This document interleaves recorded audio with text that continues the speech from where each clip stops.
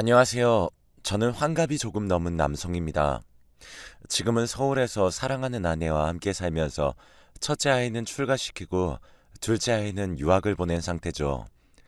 괜찮은 중소기업을 운영하며 지금까지 살아와서 집안은 상당히 부유하고 경제력 있는 편입니다.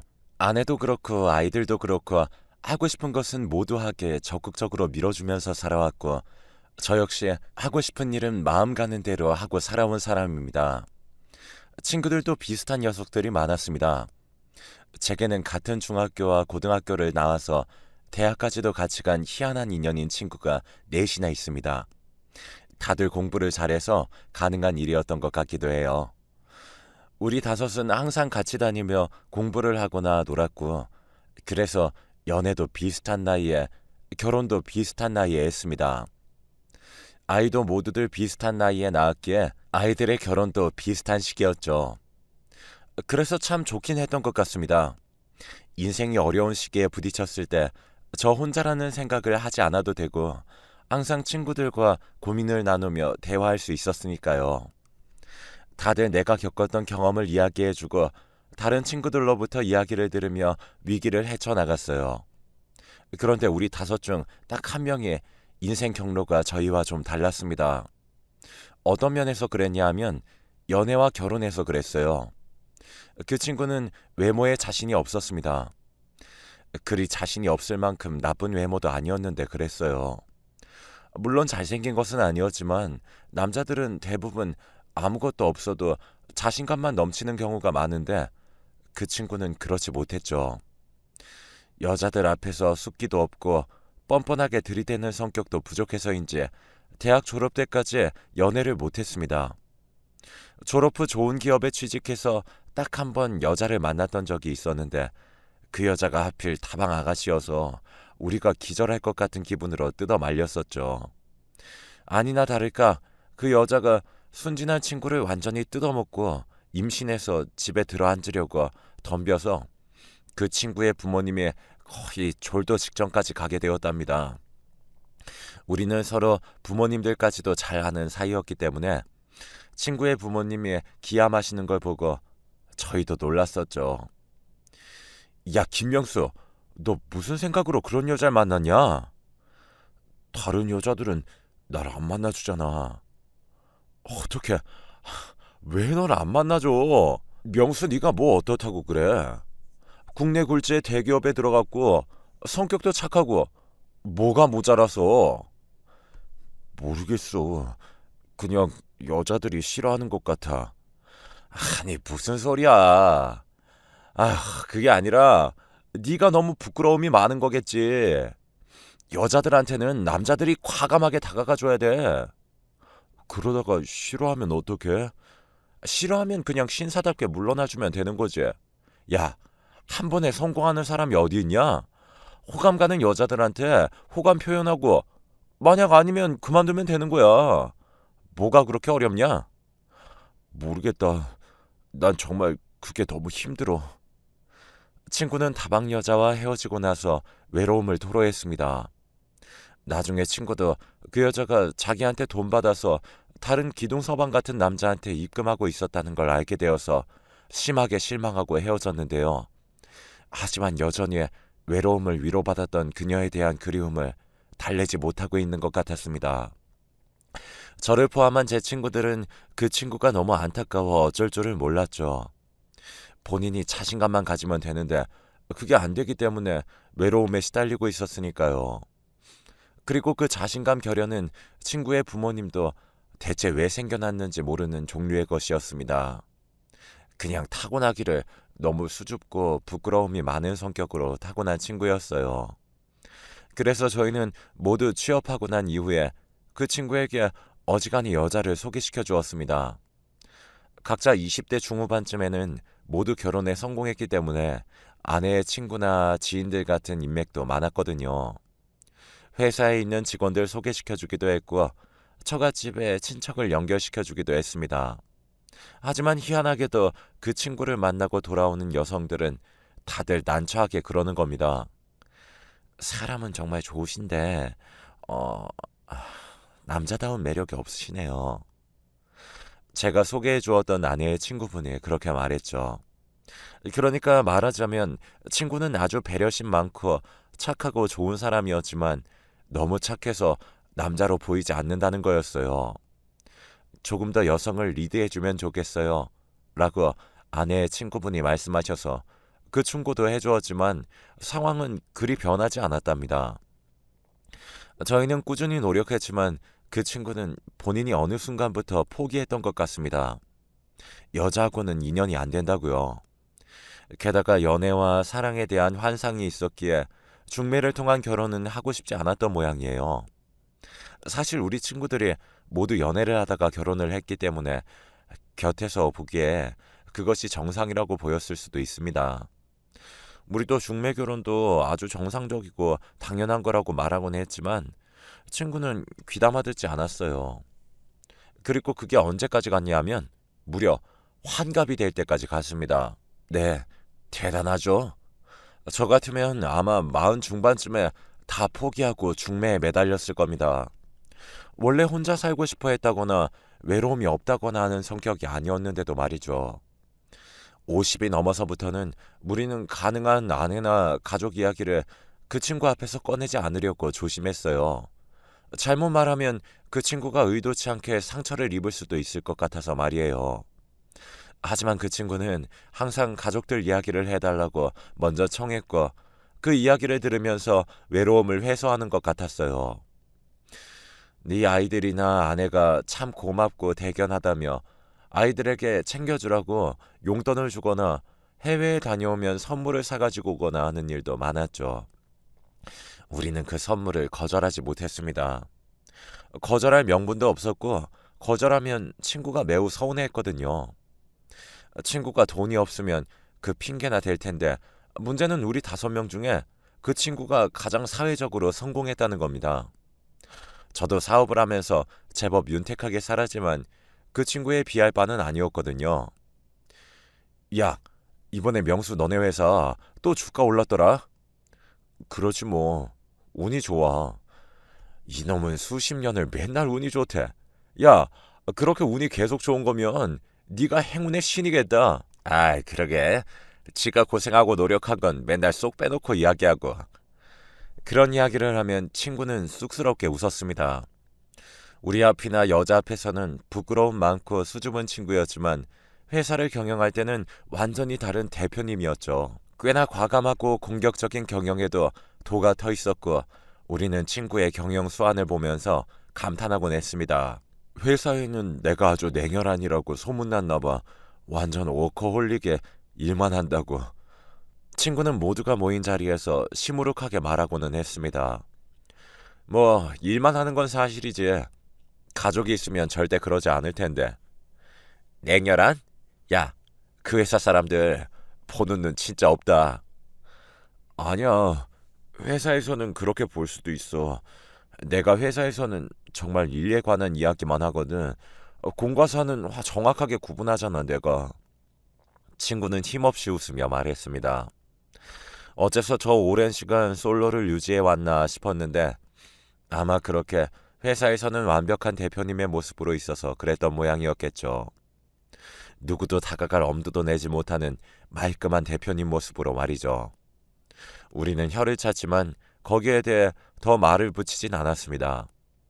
여태까지의 경험으로 인해 어떤 말도 그 친구에게 도움이나 위로가 되지 않을 거란 사실을 알았기 때문이었죠. 그리고 우리는 앞서거니 뒤서거니 하면서 환갑을 맞이했습니다. 코올리게로 한 동네에서 만난 친구들이 환갑을 맞이하는 걸 보는 건 정말 이상한 일이었어요. 맨 처음 환갑을 맞이해서 식사를 함께 하게 된 친구는 환갑 이야기만 나오면 화를 냈습니다. 야, 요즘 환갑이 무슨 소리야. 그건 나이도 아니야. 100세 시대에 딱 중간 왔다 중간. 아니, 누가 뭐랬냐? 왜 그리 예민해? 어차피 우리도 몇 달 뒤에 다 너 뒤따라가. 친구들은 킥킥대면서 어린애들처럼 환갑 맞은 친구를 놀려댔습니다. 저 역시 마찬가지였죠. 환갑을 맞은 친구는 가족들이 환갑잔치 대신 식사를 함께 모여서 먹는 것도 못마땅하다며 화를 냈습니다. 나이를 언급하는 것 자체가 싫다면서요. 결혼을 못한 친구는 어색한 미소를 지으면서 말이 없었습니다. 지금 생각하면 그 친구는 아마 환갑을 맞이했을 때 축하해줄 가족이 없다는 사실을 떠올리고 있었던 것 같습니다. 인생 말년에 대한 위기감이 진하게 느껴졌을지도 모르죠. 그로부터 몇 달 뒤 우리는 매우 뜻밖의 소식을 들었습니다. 야, 명수 결혼한다는 전화 받았어? 노총각 친구로부터 연락을 받은 우리 친구들은 모두 모여서 놀란 얼굴을 하고 있었죠. 어느 날 저녁 갑자기 그 친구가 전화해서 자기가 결혼하게 되었다는 소식을 전한 거죠. 우리는 너무 놀라서 서로 얼굴을 쳐다보며 의아한 시선을 나눴습니다. 아니, 갑자기? 아, 그래. 몇 달 전만 해도 아무 일도 없었잖아. 그러게. 어떤 사람을 만나길래 환갑도 넘어서 결혼을 하겠다고 갑자기 그러는 거지? 친구들은 얼굴이 어두워졌습니다.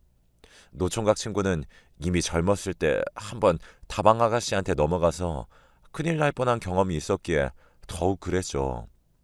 그리고 누가 봐도 한갑이 넘어서 갑자기 결혼한다고 나서는 일이 평범하진 않았습니다. 혹시 또 옛날처럼 또 그러는 건 아니겠지? 야, 설마.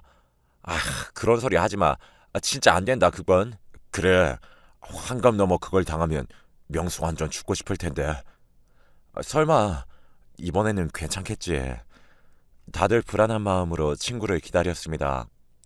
회사 때문에 바쁜지 조금 늦은 노총각 친구는 약속 장소로 와서 인사를 했어요.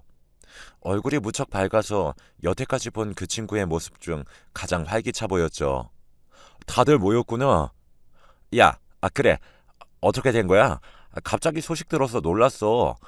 우리 전부 다 무슨 일이냐고 하고 있었다. 그냥 뭐 전화로 말한 대로 그냥 그렇게 됐어. 노총각 친구가 쑥스럽게 말했습니다.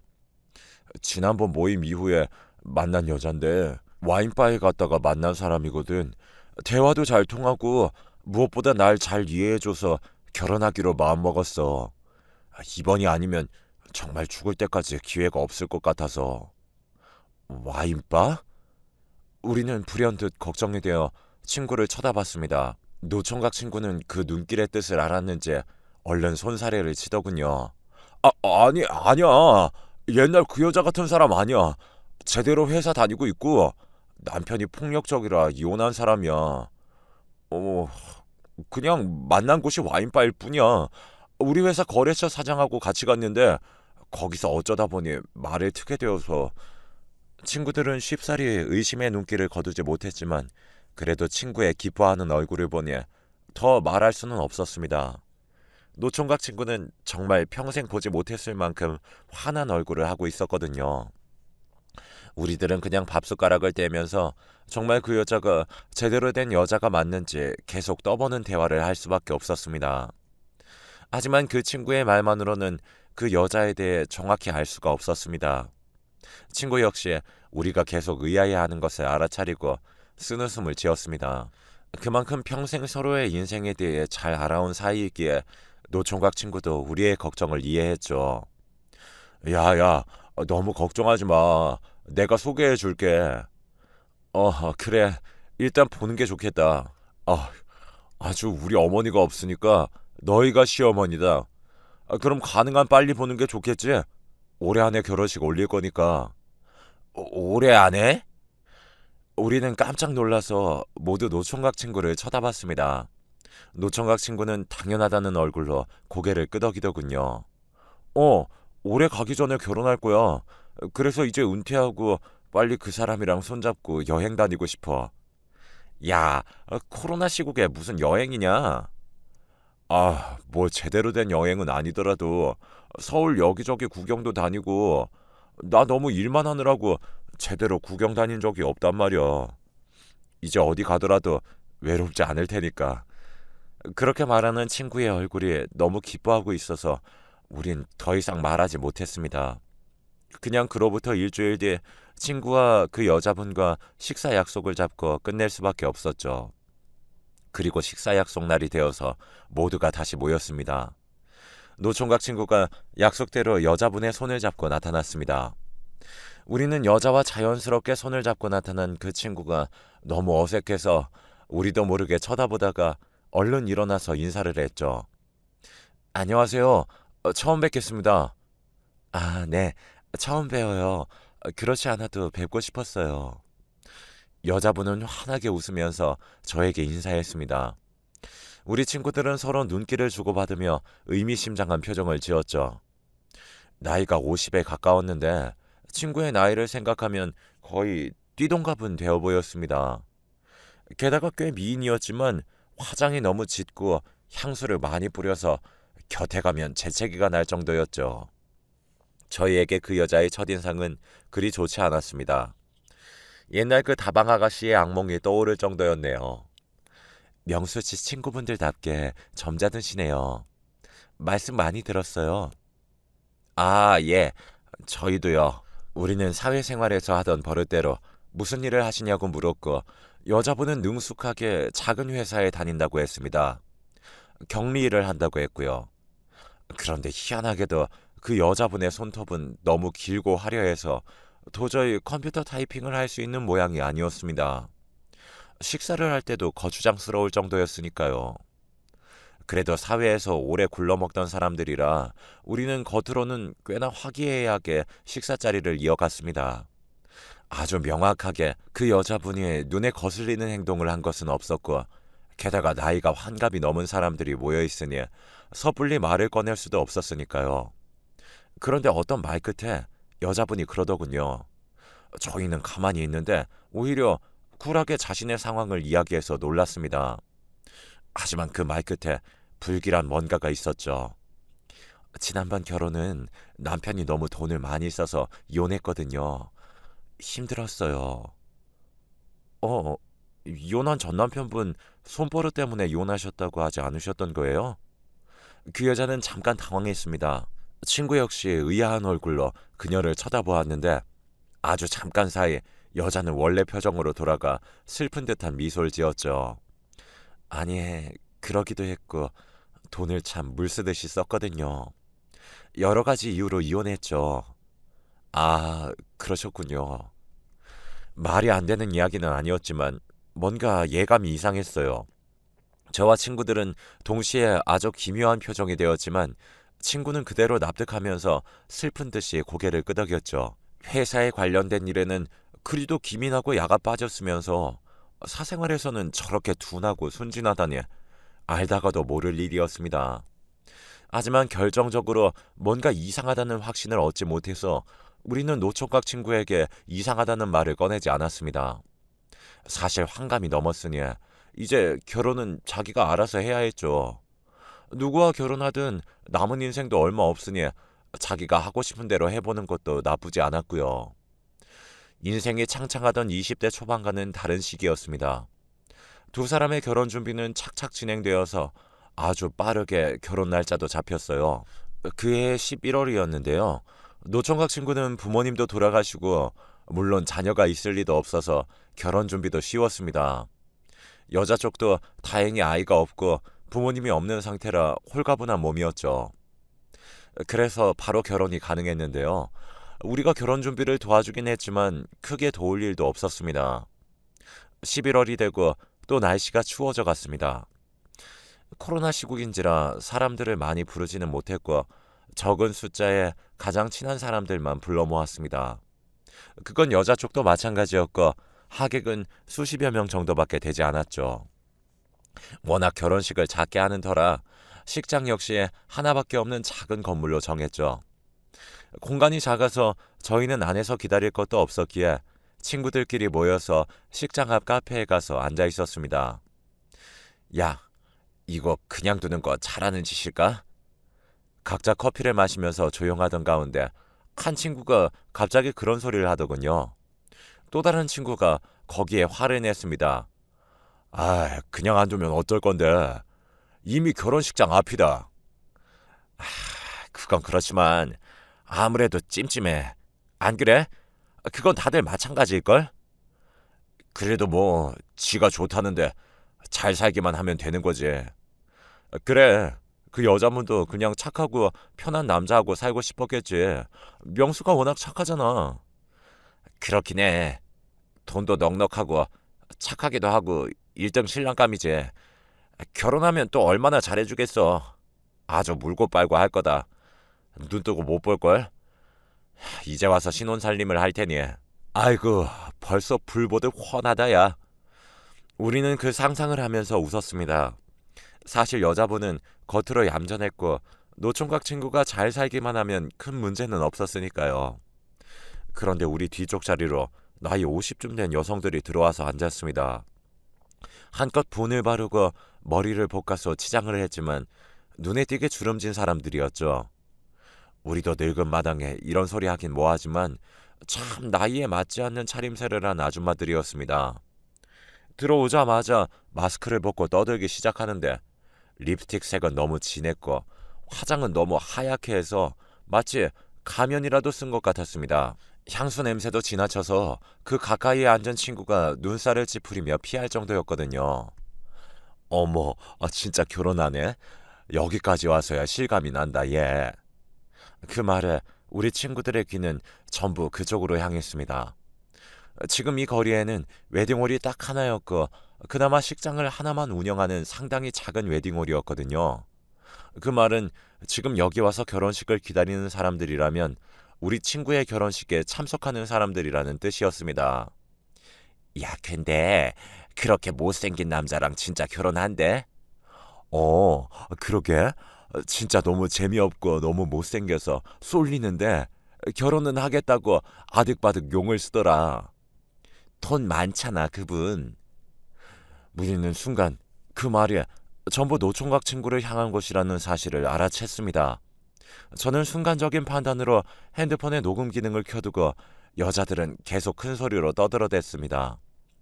야, 걔 인생에 돈이 전부야. 오죽하면 전 남편도 돈 떨어지자마자 꼬투리 잡아서 이혼했겠니? 전 남편? 걔 결혼을 한두 번 했어야지. 이번이 네 번째 아니야? 그러니까 말이야. 돈 있는 남자만 쫓아다니면서 낚시질을 해가지고는 그러는 것도 재주다, 재주. 그보다 그렇게 부자 남자들이랑 결혼하고 빨아먹었는데도 지 돈은 하나도 없는 게 재주다 이거야. 그렇게 펑펑 써대니까 그렇지. 그럼 어때? 또 하나 잡아서 결혼하면 되는데. 그래, 이번에도 1년 살고 돈 빼돌린 다음에 이혼할 거라더라. 이혼 사유 많겠던데? 일단 얼굴부터 쉿. 걔는 저번에도 누명 씌워서 이혼했잖아. 지난번에. 여자들이 천박하게 큰 소리로 웃어댔습니다. 친구들은 모두 얼어붙어서 아무런 말도 하지 못하고 있었죠. 머리가 어질어질해서 아무것도 못하고 있는 와중에 여자들이 커피를 다 마시고는 시간이 되었다며 나가버렸습니다. 일단 식장에 가보자. 가서 이야기하자. 친구들은 주섬주섬 일어나서 바로 길 건너에 있는 결혼식장으로 향했어요. 저는 녹음이 된 핸드폰을 주머니에 넣고 결혼식장으로 가는 길 내내 제발 그 여자들이 이 결혼식장에 없길 바랐습니다. 다른 결혼에 대해 말한 거라면 노총각 친구가 또 한 번 상처받을 일은 없을 테니까요. 하지만 걸어 들어간 식장에는 그 아줌마들이 몰려서서는 떼거지로 웃고 있었습니다. 다른 손님들에 대한 배려는 전혀 없이 천박하기 그지없었죠. 마치 무슨 술집에서 일하는 여자들이 모인 것처럼요. 거기에는 신부가 앉아서 화사한 꽃 사이에서 행복한 미소를 지으며 사진을 찍고 있더군요. 제 노총각 친구 역시 와서 함께 사진을 찍으려고 다가갔는데 여자는 찡그린 표정을 숨기려고도 하지 않더군요. 이제 결혼식장이니 노총각 친구가 어쩌지 못할 거라는 사실을 잘 아는 거였죠. 저는 곧장 그 둘의 사이로 가서 그 둘 사이를 갈라놓았습니다. 친구는 갑자기 중앙으로 끼어든 제게 어리둥절한 표정이 되었죠. 신부 역시 마찬가지였고요. 저는 그대로 신부의 뺨을 올려 붙였습니다. 여자는 뺨을 맞아서 한쪽으로 비틀거리면서 거의 쓰러질 뻔했습니다. 노총각 친구가 놀라 그녀를 부축하는 것을 막고서 저는 핸드폰에 담긴 녹음 내용을 틀어주었습니다. 볼륨을 최대로 높여서 신부 대기실이 쩌렁쩌렁 울리도록 말이에요. 그래, 이번에도 1년 살고 돈 빼돌린 다음에 이혼할 거라더라. 이혼 사유 많겠던데? 일단 얼굴부터 쉣. 여자들의 천박한 웃음소리가 동시에 신부 대기실에 울렸습니다. 노총각 친구는 얼굴이 하얗게 질렸어요. 그리고 동시에 신부 대기실로 얼굴을 내민 신부의 친구들, 아까 그 아줌마들이 시끄럽게 소리를 지르기 시작했습니다. 어머, 무슨 일이 있는 거예요? 신부한테 무슨 일이 있는 거예요? 그 목소리가 핸드폰에 녹음된 소리와 똑같다는 것을 눈치챈 친구는 뒤로 비틀비틀 거렸습니다. 저는 친구를 잡아주고서 뺨을 붙들고 저를 노려보는 그 여자를 마주 노려봤습니다. 결혼 안 합니다. 당신, 여기 들어간 비용은 당신이 물어야 할 겁니다. 소송 걸리고 싶지 않다면. 저는 증거로 녹음한 핸드폰을 흔들어 보였습니다. 친구는 창백해진 얼굴로 멍청하게 서 있다가 이내 현실을 자각한 듯이 어깨를 늘어뜨리더군요. 그 이후로 노총각 친구는 결혼을 파토내고 다시 솔로로 돌아왔습니다. 여자는 끝내 결혼하자고 매달리다가 결국 결혼식에 든 비용을 절반 토해내고 떠났습니다. 친구는 마음이 약해서 여자한테 그 비용 전부를 물어내게 하지는 못했던 거죠. 친구들은 화가 몹시 나서 소송이라도 걸라고 했지만 친구는 씁쓸하게 고개를 저을 뿐이었습니다. 상당히 찝찝하게 끝나버린 이야기죠. 결정적으로 친구가 피해를 입은 것은 막았지만 애초에 왜 그 여자의 정체를 알아채지 못한 건지 우리 친구들도 후회를 했습니다. 만약 카페에서 우연히 마주치지 않았다면 그대로 결혼이 진행되어 더 큰 피해를 입었겠죠. 이렇게 황당한 상황도 있었다는 것을 사연을 들으시는 분들이 잘 염두에 두셨으면 합니다. 결혼은 인연이라지만 그 인연도 아주 신중하게 서로를 잘 알아가면서 다가가야 한다는 사실을 되새기면서 제 사연을 마무리하겠습니다.